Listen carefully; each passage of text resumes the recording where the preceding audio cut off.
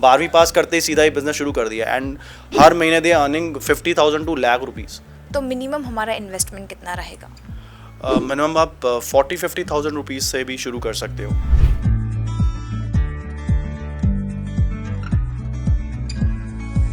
नमस्कार, आदाब, सत श्री अकाल। This is Kiran, freedom app business Hindi में आप सभी का बहुत बहुत स्वागत है।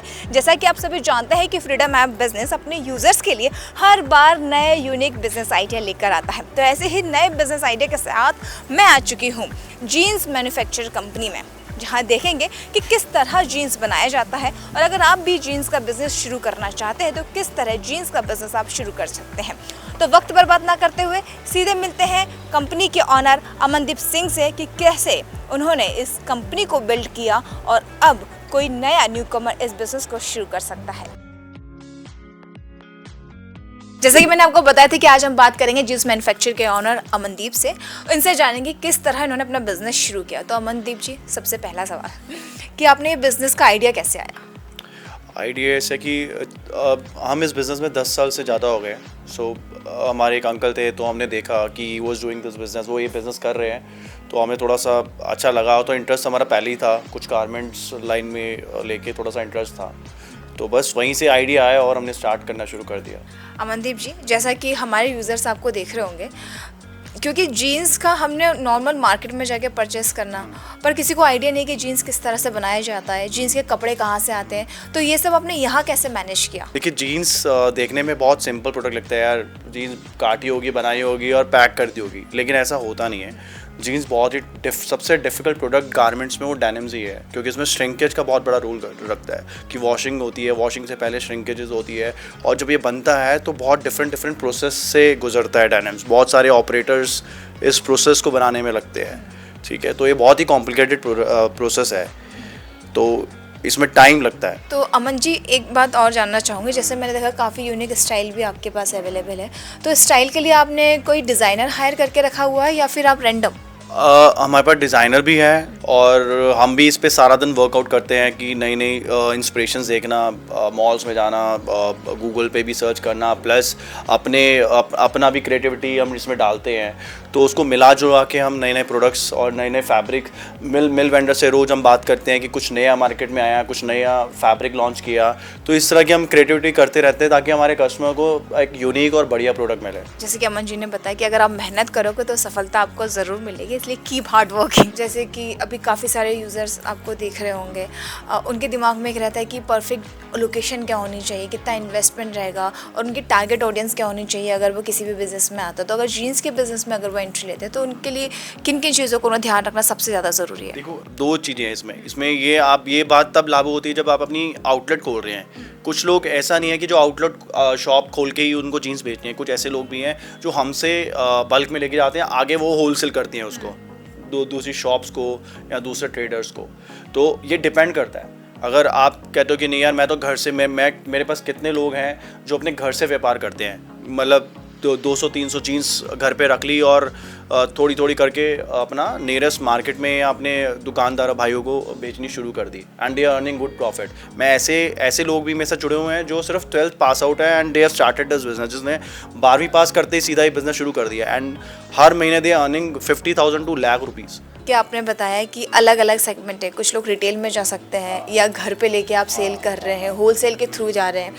आपके अकॉर्डिंग किस में सबसे ज़्यादा प्रॉफिट है और क्या करने से लोग ज़्यादा मतलब बेनिफिशियल रहेगा? देखो, इसमें ऐसा कुछ ऐसा स्पेसिफाइड नहीं है कि जो शॉप खोल के बैठा है वो बहुत पैसे कमा रहा है, जो घर बैठ के होलसेल कर रहा है वो बहुत पैसे कमा रहे हैं, वो वेयर हाउस में माल जमा करके बहुत पैसे कमा रहा है। नहीं, ये डिपेंड करता है आपके कस्टमर के ऊपर, आपके पास कितना कस्टमर है।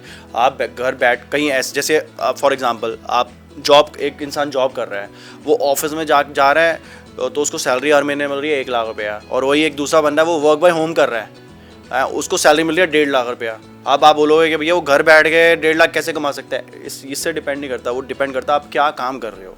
वो वर्क बाय होम कर रहा है तो वो क्या काम कर रहा है, क्या वैल्यू दे रहा है और क्या चीज़ कमा के अपनी कंपनी को दे रहा है जो कंपनी उसको इतना पैसा पे कर रही है। तो same goes with your work. आप घर बैठ के काम बहुत मेहनत से कर रहे हो, बहुत सारे लोगों को केटर कर रहे हो, तो यू अर्निंग गुड मनी, बहुत अच्छा कमा रहे हो। और वहीं आप दुकान खोल के सिर्फ थोड़ा बहुत कस्टमर्स को माल बेच रहे हो तो you not earning good money, आप अच्छा पैसा नहीं कमा रहे। तो ये डिपेंड करता है आपके हार्ड वर्क के ऊपर और आपके कस्टमर के ऊपर कि आप अपने कस्टमर को अच्छा प्रोडक्ट दे पा रहे हो, जिससे आपके जो आपका जो टारगेट ऑडियंस है वो कितना बड़ा है। जितना बड़ा आपका टारगेट ऑडियंस होगा, जितना बड़ा आपका कस्टमर होगा, उतना ही आप पैसा कमा पाएंगे। तो इसका मतलब साफ ये हुआ कि अगर आप किसी भी मार्केट में घुस रहे हैं अपने बिजनेस के लिए, तो आप पहले मार्केट रिसर्च कर लीजिए कि आपको किस मार्केट को टारगेट करना है। उसके बाद ही आप डिसाइड करिए कि आपको रिटेल में जाना है या फिर आपको होलसेल में रहना है। नेक्स्ट क्वेश्चन मेरा ये रहेगा कि अगर हम ये बिज़नेस स्टार्ट करते हैं तो मिनिमम हमारा इन्वेस्टमेंट कितना रहेगा? मिनिमम आप 40-50,000 रुपीज़ से भी शुरू कर सकते हो। और जैसे कि अगर मैंने आपके जीन्स लिए और मैं 40-50,000 से अगर मैं स्टार्ट करती हूँ अपना बिज़नेस, तो फिर इस बीच में मैं अपना मार्जिन कितना निकाल सकती हूँ? मार्जिन देखो, इट डिपेंड्स।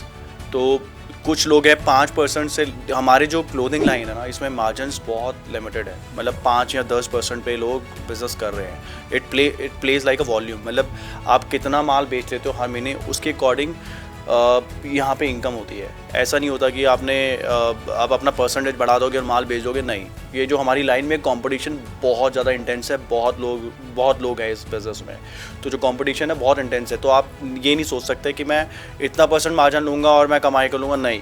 आपको फोकस करना है कि भैया मैं मिनिमम मार्जिन रखूँ, 5 to 10% प्रॉफिट बहुत होता है हमारे लाइन में, 5 से 10% प्रॉफिट रखूँ और वॉल्यूम बढ़ाऊँ, ज़्यादा से ज़्यादा लोगों को माल बेचूँ, ज़्यादा से ज़्यादा कस्टमर्स लाऊँ, ज़्यादा से ज़्यादा लोगों को केटर करूँ, तो आप कमा सकते हो। और कमाना मेरे हिसाब से तो कोई बहुत मुश्किल काम नहीं है, बस एक अंदर से ज़ील होनी चाहिए कुछ करने की। अगर आप में वो ज़ील है तो आप कुछ भी कर सकते हो कोई भी बिज़नेस में। जी हाँ, जैसा कि आपने बिल्कुल सही बोला, क्योंकि यूजली आजकल के लोग बोलते हैं कि अरे हमारे बस का नहीं है। या लोग सोचते हैं कि मुझे जल्दी मिल जाए यार सक्सेस, मुझे लाइक वन स्नैप, एक चुटकी में मुझे कस्टमर मिल जाए, एक चुटकी में माल बेच लूँ। यार मैंने पैसा लगा दिया, 1 महीना हो गया, 2 महीना हो गया, कुछ हो नहीं रहा यार, कुछ हो नहीं रहा। पर वो ये नहीं देखते कि वो 2 महीना, 1 महीना, 3 महीना उन्होंने किया क्या उस प्रोडक्ट को बेचने के लिए, उसमें उन्होंने कितना अपना इनपुट डाला। आप उस प्रोडक्ट पे उसको बेचने में अपना इनपुट डालोगे, मार्केट में घूमोगे, सर्वे करोगे, लोगों को अपना प्रोडक्ट के फीचर्स बताओगे, डिफ्रेंशिएट करोगे, कुछ अलग से दिखाओगे, तभी तो आपको लोग समझेंगे और आपका प्रोडक्ट खरीदेंगे। जैसा कि jeans manufacture company owner Amandeep Singh ने बताया कि किस तरह यूथ अपने करियर को ग्रो कर सकता है और आप कैसे अपने बिजनेस को बढ़ा सकते हैं, तो इससे रिलेटेड और भी कई सारी इन्फॉर्मेशन हम आपके साथ शेयर करते रहेंगे। वीडियो पसंद आई हो तो चैनल को सब्सक्राइब करिए। उम्मीद है आपको वीडियो हमारा पसंद आया होगा। Thank you.